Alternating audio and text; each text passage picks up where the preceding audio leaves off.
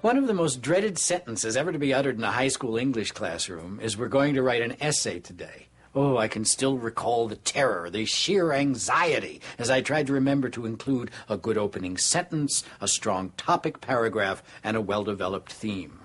But no matter how perfect your structure may be, I do know this. The most important part of an essay is to have a point. If you have nothing else, at the very least, have something to say.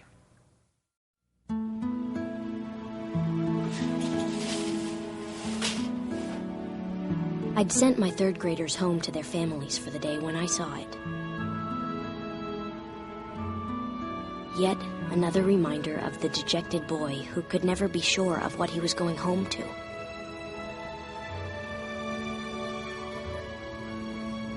See, I'd arranged for Tommy's mother and father, who had recently separated, to come in for a conference on his failing schoolwork and disruptive behavior.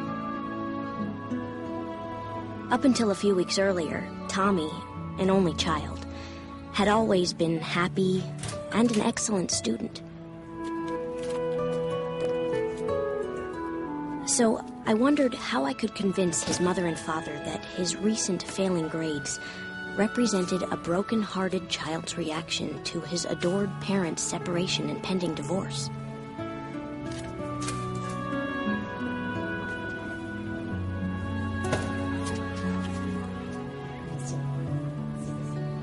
Up until then, I'd always considered them to be sophisticated and caring people, and, well, maybe I overstepped my boundaries by not telling them that the other parent had been invited to the meeting, but Mrs. Lang, someone had to think of Tommy when it seemed that no one else was. Even though I had no idea how I was going to get through to them. There you go again, turning your back. I'm turning my back. Let's not forget who walked out on me. I didn't walk out. You drove me out. Look, we're here to discuss Tommy. How could I convince them to see the bigger picture and help their child when I could barely convince them to stay in the same room?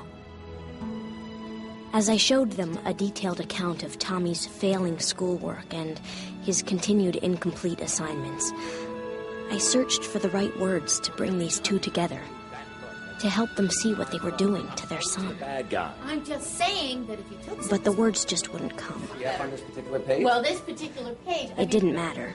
They wouldn't have heard me over their own bitter accusations. It's always my fault. I wasn't exactly sure what they were discussing, but the argument seemed to be an endless loop. No matter what either of them said, it always ended up where it began. And then it would begin again. It was like they were swept up in a maelstrom of words that just went around and around.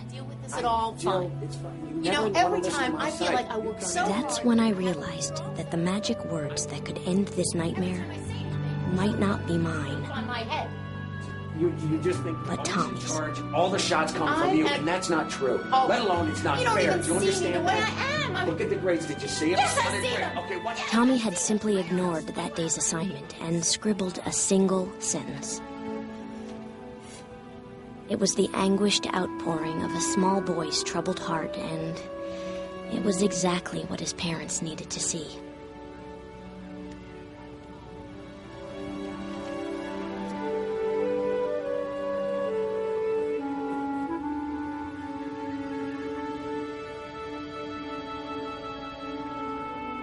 It said, "I can't love Mommy because Daddy doesn't. And I can't love Daddy because Mommy doesn't."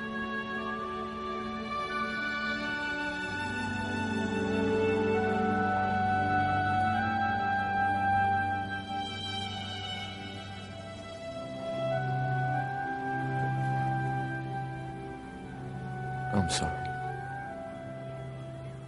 I'm sorry, too. Let's talk. I'd like that.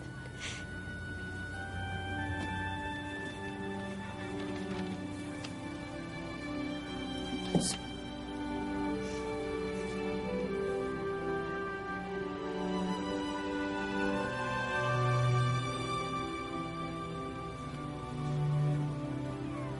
After that conference, I noticed a steady improvement in Tommy's behavior.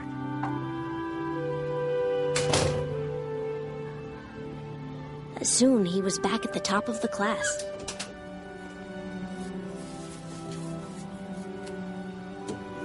And I could tell from the renewed smile on that little boy's face that once again, Tommy's needs were being thought of first.